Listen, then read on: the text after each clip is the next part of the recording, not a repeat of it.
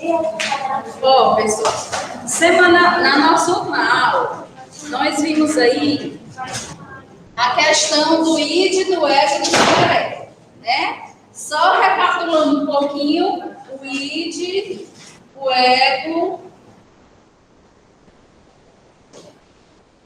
e o superego, certo? Então, o id é o nosso processo de inconsciência, tá? Ou o processo de consciência sem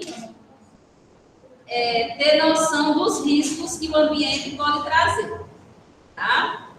Nós temos o ego, que é a nossa consciência, que é o ego que nos dá controle, que nos preserva de determinadas situações e que nos ajuda a adaptarmos ao meio que a gente vive, né? É o ego. E o superego seria um reforço do ego, né? Onde ele mostra o que nós estamos, onde nós estamos certos, onde nós estamos errados, certo? E daí nós já vimos, né, os slides aqui sobre ego, id, ego e superego, tá? E daí nós terminamos aqui nesse slide quando a gente viu a questão das estratégias. Eu falei para vocês esse slide aqui, com relação às estratégias. Não. Mas eu li os slides, não foi com vocês? Ótimo. Aí, pessoal, como eu disse para vocês, nós temos os três, tá? Só que esses três, a gente tem que buscar o equilíbrio. Certo? O que seria esse equilíbrio? São estratégias que nós mesmos buscamos e que somos nós que sabemos que estratégias são mais, digamos, fundamentais para que a gente consiga esse equilíbrio com relação ao id, o ego e o superego.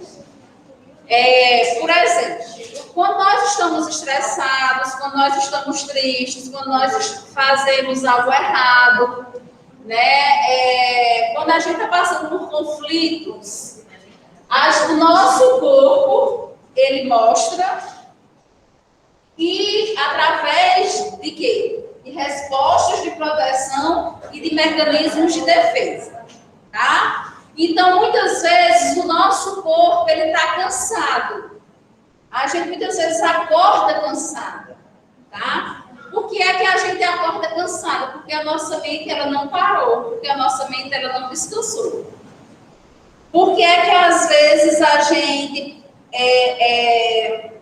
está numa crise existencial, onde a nossa estima, ela está baixa, a gente se acha, principalmente, né, nós mulheres, às vezes a gente acorda se achando feia, usando vários defeitos em nós, mas nós estamos do mesmo jeito, tá? Esses são o quê? Os mecanismos de defesa e as respostas de proteção, que é onde a gente deve refletir que a nossa mente, ela está mostrando que a gente está precisando de estratégias de refúgio. Que estratégias de refúgio são essas? É aquilo que nos dá prazer. É aquilo que nos faz bem. Então, por exemplo, a colega estava até aqui dizendo, né, falando da academia. Tem pessoas que se sentem bem e gostam de fazer atividade física, de malhar, de ir para a academia. Se isso é uma coisa que traz prazer, então, às vezes, no momento de tristeza, a gente vai para uma academia, quem gosta, lá ela vai se desestressar.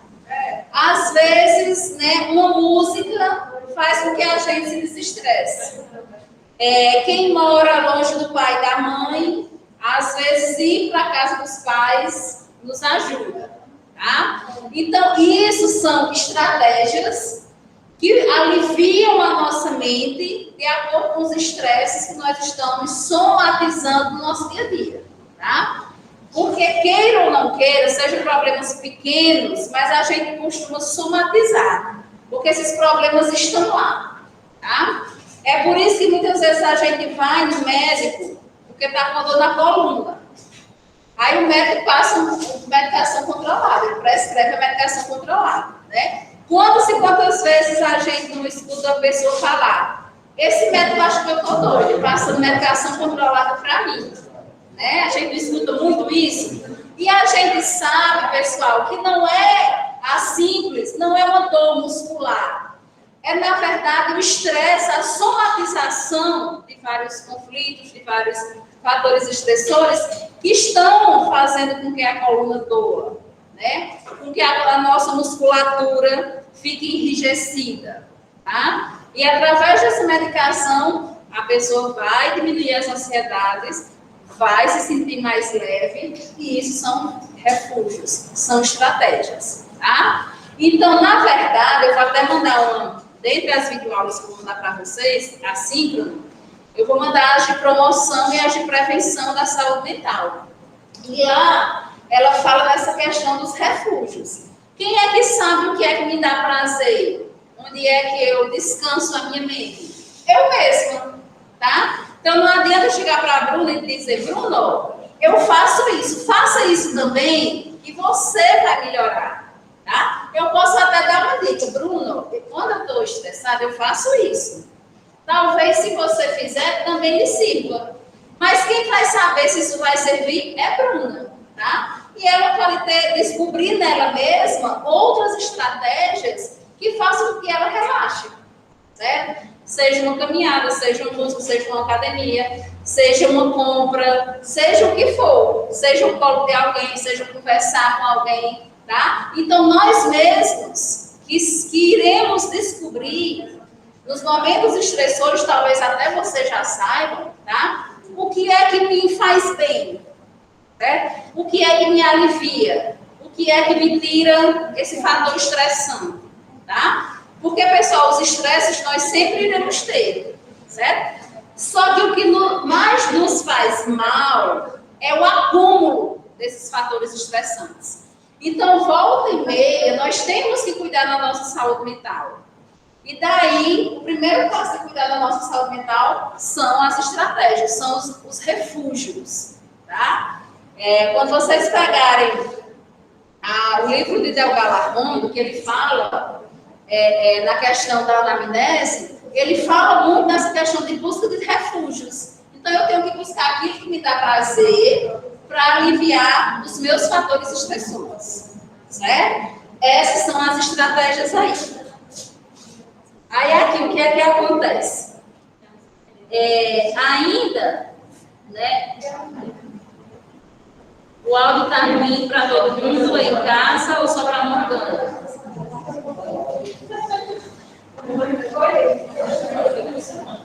Depois vocês respondam aí, pessoal, tá?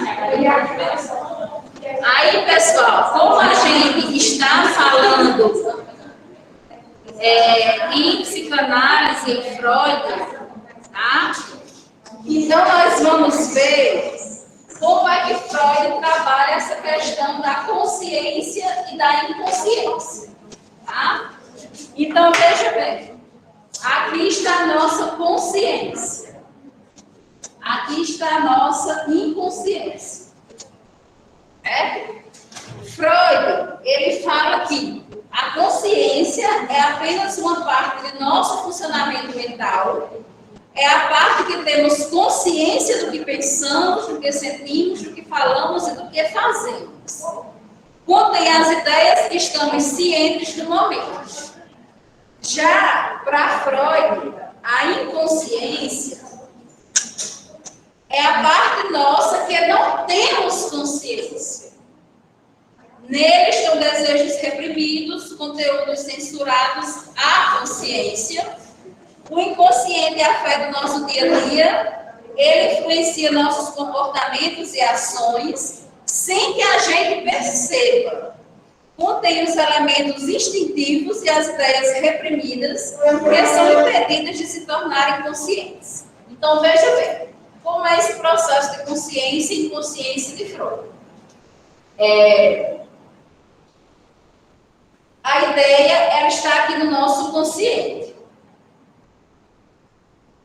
Essa ideia, ela tende a ir para o inconsciente, sem que a gente queira, sem que a gente perceba. Então, posso dizer que quando a pessoa está com muita raiva, então, muita raiva, consegue ter raiva, vai dar alguma coisa. Então, pode ser que é o inconsciente, pode ser que é inconsciente. No caso, não tem uma causa? Quando fala alguma coisa assim, sem pensar. Mas depois você uma ideia que você vai pensar. Pode ser uma ideia que retornou do inconsciente para o consciente. Né? Aí, pessoal, ó, então nós temos uma ideia, um pensamento. Tá? Com o tempo, esse pensamento ele vai para o inconsciente. Certo? Caso a gente precise desse pensamento, ele pode retornar para o consciente. Ok? Digamos que eu sofri um acidente automobilístico. Tá? E daí eu estou vivenciando esse processo todos os dias. Então, está me fazendo chorar, está me deixando triste, eu estou com sofrimento psíquico, certo? Inteligentemente, que a nossa mente aos poucos, para que eu amenize o meu sofrimento, esses pensamentos, eles vão para o inconsciente. É o que me faz, com o tempo, parar de sofrer por aquilo. Tá? Quando já acontece alguma coisa ruim, a pessoa diz assim, só o tempo vai, né, fazer com que você entenda ou amenize o sofrimento. A gente escuta muito isso. Justamente esse tempo é o processo que as ideias do consciente estão indo para o inconsciente. Isso pode demorar muito. Isso pode ser mais rápido, a partir do momento que a gente se autoajuda, né? Então, por exemplo, se eu for me lembrar disso, não quero me lembrar. Então, aí eu vou conversar com alguém. Então, isso já está me ajudando a não pensar. E essas ideias estão indo para o inconsciente, tá? Até que no dia que eu hoje não sofro mais, mas essas ideias estão no inconsciente. Certo? Isso não quer dizer que eu não me lembre, porque eu lembro, mas já não sofro mais. Certo? Caso eu veja um carro do mesmo modelo, com a mesma cor, os pensamentos podem vir do inconsciente para o consciente e eu me lembrar. E hoje eu estou mais triste, hoje eu estou com vontade de chorar. Por quê? Porque hoje me veio muito daquele pensamento. Certo? Então, veja que a nossa mente ela está sempre assim. As ideias saem do consciente para o inconsciente e podem retornar, que é o que a gente chama de evocar. Certo? Evocar são as ideias que vêm do inconsciente para o nosso consciente. Ok? Outra maneira que a gente pode fazer isso mais rápido é com a ajuda psicológica. Tá? A psicologia, o psicólogo, o terapeuta, caso a gente não consiga passar por esse processo sozinho, ele vai nos ajudar. É por isso que várias vezes eu já disse aqui para vocês, às vezes a pessoa chega lá no CAPS porque está com sofrimento psíquico. Ela não tem transtorno mental, mas ela está sofrendo por alguma coisa e sozinha ela não está conseguindo levar esses pensamentos para o inconsciente. Ela não está conseguindo sozinha não pensar. Então, o psicólogo vai ajudar nesse processo. Certo? Então, eu posso ser sozinha e eu posso ser com ajuda. Tá? Tem pensamentos do inconsciente que eles não voltam para o consciente. Tá? Que é o que a gente fala, a questão da hipnose. Né? Que a gente até já citou aqui. Né? Às vezes nós temos um sofrimento e nós não sabemos o porquê, nós não sabemos a causa, nós não conseguimos relacionar, juntar os fatos. E daí, com a ajuda psicológica, ela descobre que a gente precisa de uma sessão ou algumas sessões de hipnose para que a gente consiga trazer esses pensamentos que estão no inconsciente para o consciente. certo? É por isso que Freud, ele fala muito na questão de pensamentos reprimidos, ele fala muito na questão de hipnose, tá? Justamente porque ele acredita e ele trouxe isso para nós, além de outros, né, pensadores, essa questão que a gente pode levar as informações mais rápidas, pode trazer essas informações de volta para o nosso consciente, e caso a gente não consiga, a gente pode usar a hipnose para essa ajuda. Ok? Tá? Então, segundo Freud, esse é o processo aí de consciência e inconsciência. E daí, Freud trouxe outra coisa para nós, que foi a questão do desenvolvimento da personalidade. Melhorou, né, Yara? Ótimo. Nós temos aí, Freud, ele fala que a nossa personalidade ela é formada desde o nascimento, que é a fase oral, até a fase genital, que é o período de adolescência e idade adulta. Tá? E daí, pessoal, eu vou mostrar essas fases para vocês, e vocês irão ver que elas falam na questão da idade, tá?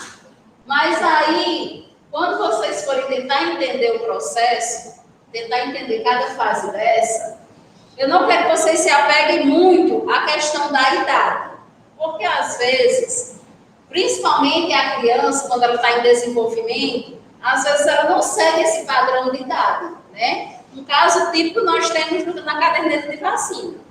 Lá tem criança de 0 a 6 meses, faz não sei o quê. De 6 a 1 ano, faz não sei o quê, não é assim? E às vezes a gente pega uma criança que ainda não desenvolveu isso, que nessa faixa etária que a caderneta de vacina está falando.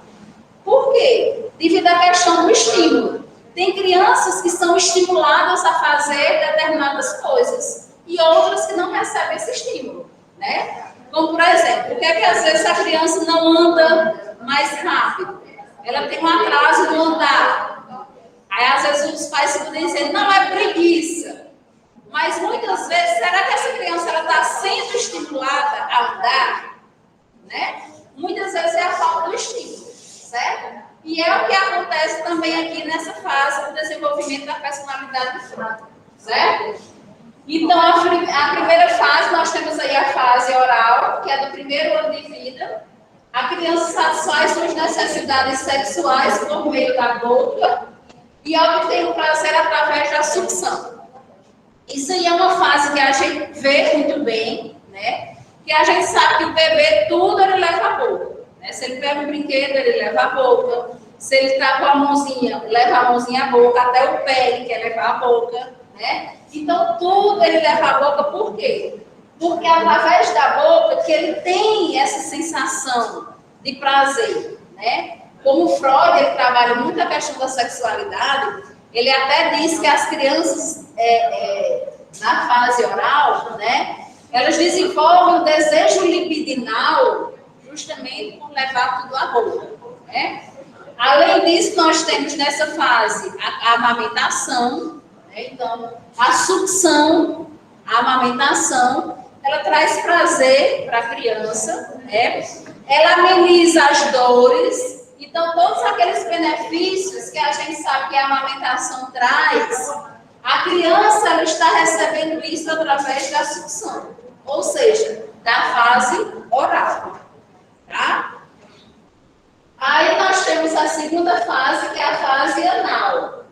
No segundo ao terceiro ano de vida, a criança se satisfaz através da expulsão das fezes ou em retê-las. Uma fixação nesta fase pode explicar a obsessividade com limpeza e arrumação. Nessa fase anal, pessoal, é aquela fase da criança, ela está por ela mesma, deixando de usar a fralda, e já usando aí a cuequinha e a calcinha. Ou então, né, já está sendo estimulada pelos pais, né, para deixar aí as fraldas. Então, nesse período, é um período de muita aprendizagem. Por quê? Porque a criança ela tem que ser ensinada onde é que ela vai fazer suas necessidades, né? onde é que ela vai fazer o seu xixi e o seu cocô, tá? É um processo de paciência que nós, quando estamos lá na estratégia de saúde da família, realizando a puericultura, né, que é o cuidado com a criança, nós temos que estar orientando a mãe e os pais a terem essa paciência, tá? Então, muitas vezes, a criança ela pode entrar nesse processo de retenção por medo, tá? Por quê? Porque ela está sendo recriminada constantemente por não fazer as suas necessidades no local apropriado. Às vezes a criança faz atrás da porta, a criança faz em qualquer lugar, menos no banheiro. Não é? E daí, pessoal, quando ela recebe essa reclamação repetitivamente, tá? Isso pode causar com que ela retenha as fezes, certo? Isso traga outras complicações. E essa questão com relação à obsessão por limpeza é por ela estar sempre sendo, como é que eu posso dizer, questionada, né? A questão da higiene, certo? A questão de evacuar no local certo. Bom? Então, nós temos aí essa fase anal. E daí nós temos a fase fálica. Essa fase fálica, pessoal, é a fase da descoberta dos órgãos sexuais. Então, aqui a criança do 3º, 4º ano de vida, ela já vai distinguir quem é menino e quem é menina pelos órgãos sexuais, né? Porque a mídia, ela vai ensinar, ela vai aprender isso na escola. Se ela tiver um irmão, né, do sexo oposto, ela vai conseguir, né, ver essa diferença, tá? Então, aqui, nessa fase fálica, é realmente a descoberta de quem é menino e quem é menina. E é onde a sociedade, né, ela vai nos trazer alguns conceitos, né, de que menina veste rosa, menino azul, menina brinca com boneca, menino brinca com bola. E daí vai criando essa noção, né, de regras com relação a homem, a mulher, a menino e a menina, o que menino pode e o que menina pode. Certo? Isso aí os pais também têm que ser muito orientados com relação a isso, e a gente pode fazer isso através da puericultura. Outra coisa que acontece na fase fálica, pessoal, é o complexo de Édipo. Tá? O complexo de Édipo, ele não acontece com todas as crianças. Em algumas ele pode acontecer normal, em outras ele acontece com muita intensidade. Que aqui é no caso onde a criança ela se apaixona pelo seu genitor do sexo oposto. Ou seja, a menina ela vai se apaixonar pelo pai, e daí, quando ela vê que o pai dá atenção à mãe, então ela vai começar a usar as roupas e as coisas da mãe. Vai se maquiar, vai usar bijuterias, sapato alto, querer usar as coisas da mãe, porque o pai tem que ser só dela. Tá? Isso. A mesma coisa acontece, o menino se apaixona pela mãe, daí ele vai querer usar as roupas do pai, sapato, fazer a barba e tudo mais. Tá certo? Então, assim, essa fase ela precisa ser muito conversada para a criança que realmente desenvolve com intensidade o complexo de Édipo. Porque ela vai chorar muito, ela vai sofrer se os pais trocarem carícias, se beijarem, se abraçarem e tudo mais, tá? E isso não pode ser alimentado pelos pais para a criança não chorar. Não. Os pais têm que, na realidade, explicar quem é quem no núcleo familiar. Tá? Por quê? Porque isso é uma construção. Família é uma construção. E muitas vezes, se isso não for trabalhado, essa pessoa, né, essa criança, ela pode se tornar um adolescente problemático com relação ao sexo oposto, né, com relação ao seu genitor do sexo oposto. Né, o menino ele pode gostar muito da mãe e ter raiva do pai e viver brigando com o pai. E vice-versa. Certo? Por quê? Porque o complexo de Édipo não foi trabalhado. Como é que a gente trabalha o complexo de Édipo? Mostrando para a criança quem é quem no núcleo familiar. O pai namora com a mãe porque eles são casados. Tá? Você é filho, o pai, a mãe ama da mesma maneira. Certo? E daí, os pais não se auto-impedirem de estar se beijando e se abraçando na frente dos filhos. Porque ele está com complexo de Édipo. Isso não pode acontecer.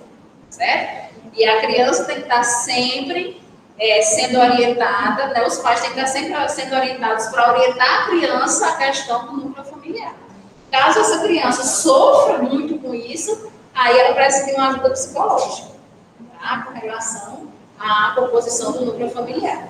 Mas isso não pode ser alimentado, certo?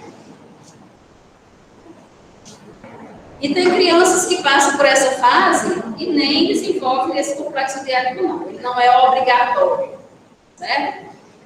E daí nós temos a fase de latência, né? Que é do 5º ao 10º ano de vida, se desenvolve geralmente nos anos da escola, onde há uma supressão dos impulsos sexuais que são reprimidos, a construção do pensamento lógico e o controle de vida da vida psíquica pelo princípio da realidade.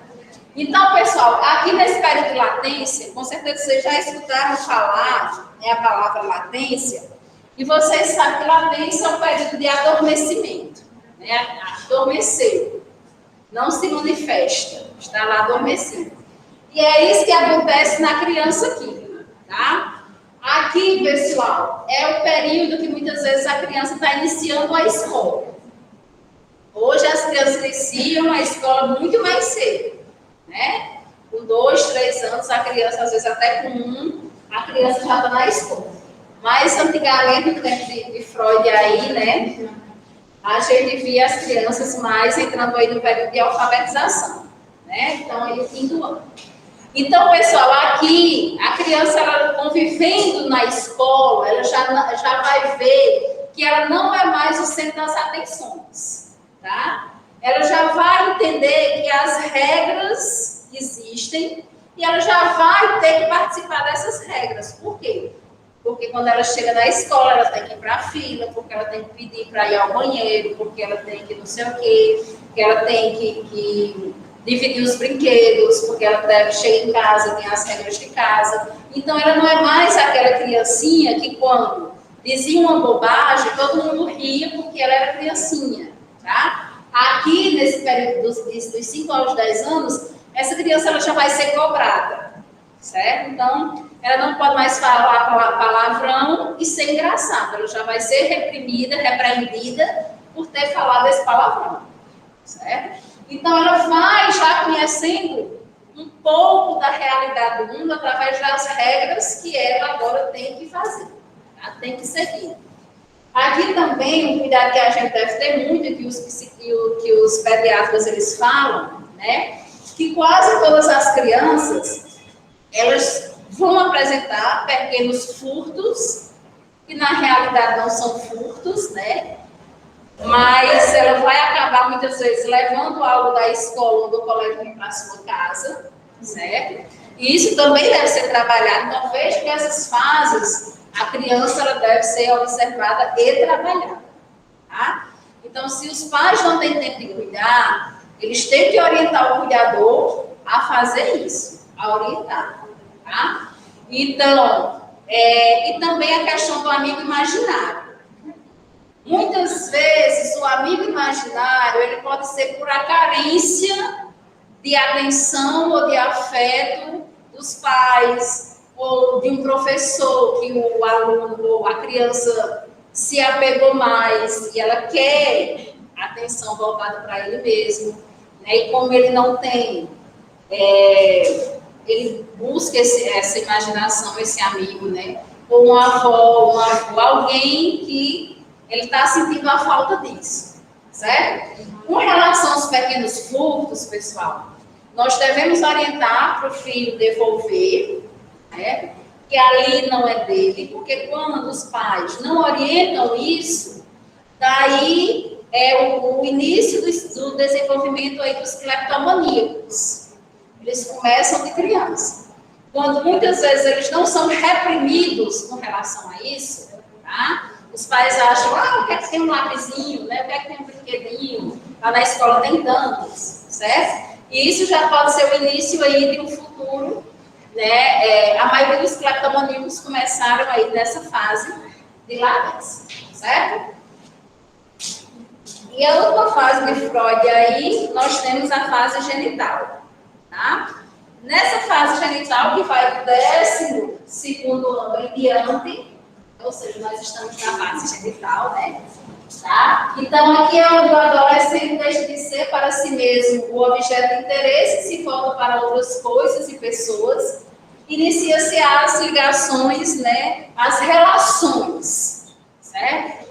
Então, os nossos relacionamentos com os nossos pares, os nossos relacionamentos com grupos, tá? Com colegas mais próximos, com familiares mais próximos. Então, são relações que nós construímos. Essa é a fase genital, tá? Especificamente com relação ao adolescente, outra fase que precisa de aconselhamento, e daí a gente já entra, né, enquanto enfermagem, lá na saúde do adolescente, né, porque ele já não faz mais puericultura, certo? Então, ele já está na saúde do adolescente. E que muitas vezes a gente deixa essa saúde um pouco à mercê, tá? Então, nós temos que dar uma olhada aí para a saúde do nosso adolescente, tá? E isso não se resume apenas em palestras educativas quando a escola nos chama. A gente tem que buscar os adolescentes também para nós. Assim como a gente busca os idosos, os hipertensos, os diabéticos, as gestantes, as mulheres, tá? A gente também tem que dar um salto aí nesse salto do adolescente, certo? O adolescente, pessoal, ele sempre vive, desde a pré-adolescência, ele já sofre com o seu psicológico. Por quê? Porque ele vive teria um desequilíbrio, tá? Ora, ele quer ser criança, porque o irmão dele menor ganhou um brinquedo, e daí ele quer também um brinquedo, um presente. Vai querer um brinquedo, mas ele quer um presente. Ele quer uma atenção, né? Às vezes ele é recriminado porque o irmão mais novo caiu, ou aconteceu alguma coisa com o irmão mais novo, e ele já tem que ter a responsabilidade de olhar esse irmão mais novo, né? Ou em outro ponto, ele já quer ser um adulto, e ele já quer ir para as festas sozinhos, e ele já, né, quer ter o seu próprio dinheiro, já quer andar no carro, já quer andar na moto, e daí ele é um adolescente, tá? Então, pessoal, ele está assim, sempre oscilando, certo? E os pais precisam começar nesse período de adolescência. Porque com a questão dos relacionamentos, às vezes eles acabam nos relacionamentos que não são tão saudáveis, né? E volta e meia a gente tem essas coisas aí que as mídias trazem, né? Como a baleia azul, é a baleia azul? Pronto. E outras coisas aí, além, pessoal, da questão, e eu chamo, né, a atenção de vocês, nós estamos aí no Setembro Amarelo, tá? Eu chamo para vocês a atenção com relação à automutilação. A automutilação é uma coisa que ela vem crescendo muito nas escolas, tá certo? Ela vem crescendo muito entre os adolescentes, né? E assim, eles sofrem por alguma ansiedade, eles criam algum processo, algum sofrimento psíquico na mente deles, e daí eles começam essa automutilação. O nosso corpo, ele interpreta apenas uma dor, tá? Então, para as pessoas que se automutilam, é porque elas estão com sofrimento psíquico.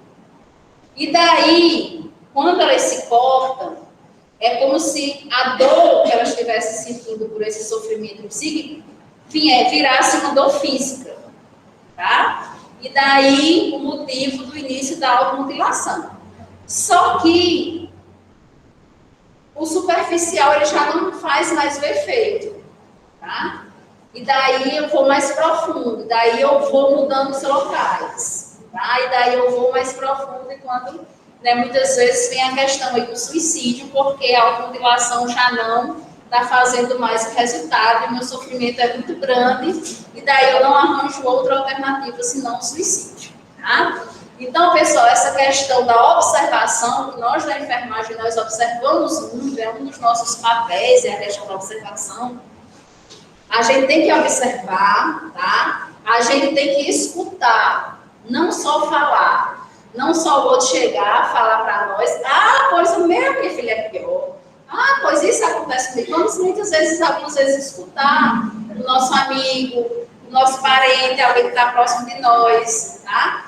Porque isso, muitas vezes, é um pedido de ajuda. Tá? Então, como nós estamos aí no Setembro Amarelo, que isso seja um alerta maior aí, né, para todos nós, com relação, né, a essa automutilação, tá? Então, eu fiz até um trabalho lá na escola, né, a gente buscando, eu ficava observando todas as pessoas, todos os alunos que iam todo dia de casaco, certo? Porque a gente, pelo menos na escola que eu trabalho, a gente tem ventiladores, né?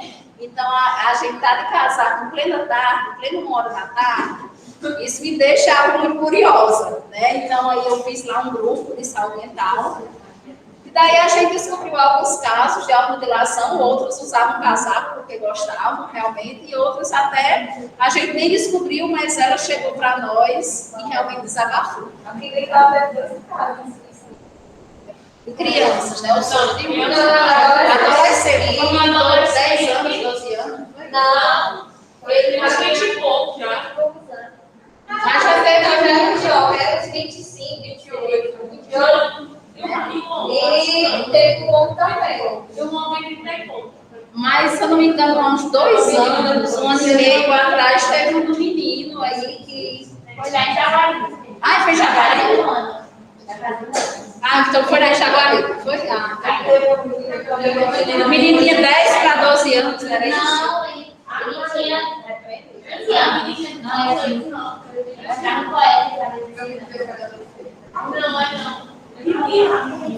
Pois é, pessoal, então nós temos que ter esse olhar ainda, certo? Com profissionais de saúde.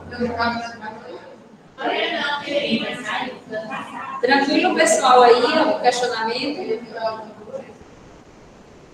Assim, eu conheci já. Você tem uma ideia.